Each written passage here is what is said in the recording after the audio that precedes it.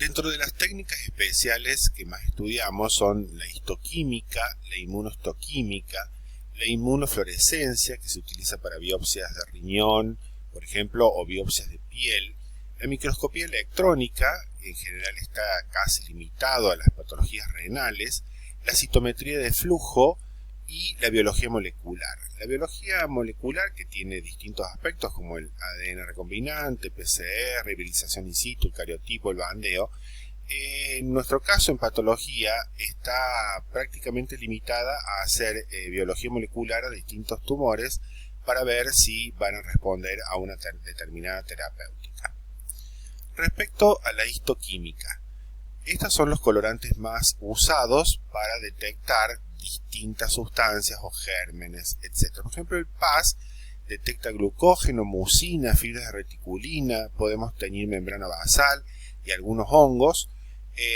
Le podemos hacer PAS diastasa para constatar que es glucógeno, porque si no es glucógeno permanece, y si es glucógeno con diastasa desaparece por digestión.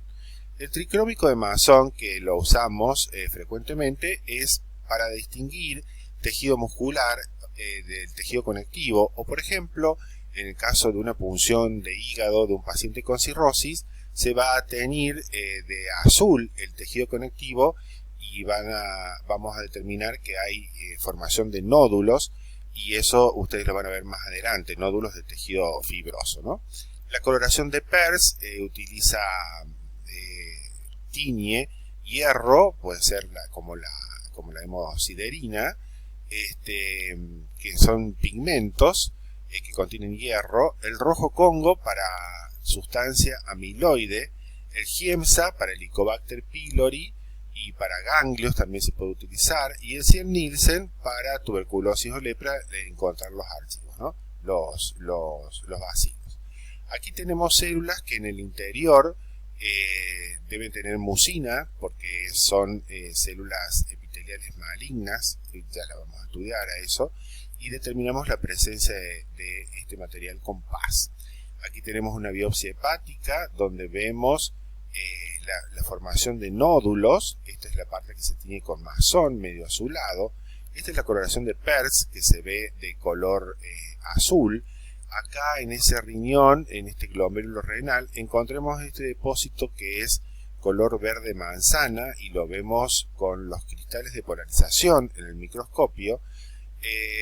Hacemos coloración de Giemsa a todas las biopsias gástricas donde podemos constatar la presencia de Helicobacter pylori que produce gastritis, ¿no? Esto es una glándula, en el interior tienen los Helicobacter, y esto es el infiltrado inflamatorio ante una gastritis. Y después la coloración ácido alcohol resistente, que permite ver los Mycobacterius de la tuberculosis o de la lepra, que se tienen de color rojo. Respecto a la inmunohistoquímica, que es muy usado en patología tumoral, es una técnica que ya está bastante aceitada. Es una unión de un antígeno con un anticuerpo. El antígeno es lo que nosotros estamos buscando, el problema, ¿no? Y detecta proteínas de membrana, proteínas citoplasmáticas, proteínas nucleares.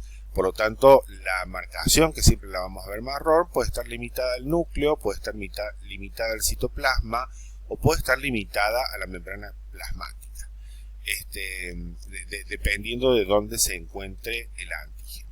Así podemos detectar inmunoglobulinas, complementos, mediadores químicos también, o microorganismos como los virus de la hepatitis, y también tumores. Para la inmunohistoquímica la aplicamos mucho a tumores para determinar la histogénesis del tumor, es decir, qué célula dio origen al tumor. Y también las bacterias, en el caso de gastritis, también se pueden hacer por inmunohistoquímica. Por ejemplo, si hay un tumor y nosotros pensamos que es un tumor epitelial, le podemos hacer citoqueratina o vimentina si es un tumor que proviene de las células mesenquimáticas, desmina si es un tumor de músculo, antígeno común leucocitario si son linfocitos, si es una proliferación linfoide maligna, melaná para melanoma, cromogranina para células endócrinas. Bueno, esto es una tiroides normal donde vemos el folículo con el coloide y vemos el epitelio cúbico simple de las células foliculares, pero además con inmunohistoquímica inmunohistoquímica vemos estas células que son las llamadas células parafoliculares, que son las productoras de calcitonina. Estas son células neuroendocrinas o endocrinas, por lo tanto se tiñen con cromogranina. Pero también se puede utilizar otros marcadores como la sinaptofisina, la enolasa, etc. La inmunofluorescencia, que se observa con un microscopio especial, junta el antígeno, que es lo que estamos buscando, con una sustancia que conocemos, y el isocianato de fluoresceína, que es el cromógeno que produce este color brillante. Se utiliza mucho en riñón para ver depósitos de complejos inmunes que se depositan debajo del endotelio, en el espesor de la membrana basal o debajo del epitelio. Y eso nos sirve mucho para determinar de qué patología estamos hablando.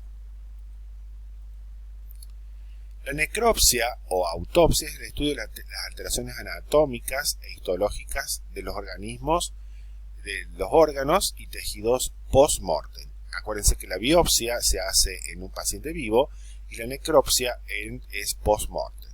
Se puede deducir la causa básica y final de muerte, es decir, la causa básica es la causa que inicia todos los procesos patológicos que llevan al óbito del paciente. Por ejemplo, la hipertensión arterial puede ser una causa básica, supongamos que un paciente sea hipertenso, diabético, y eso va a repercutir en el corazón, y la causa final de muerte puede ser un estadio final de una insuficiencia cardíaca, un infarto, un edema agudo de pulmón, y mecanismos fisiopatogénicos que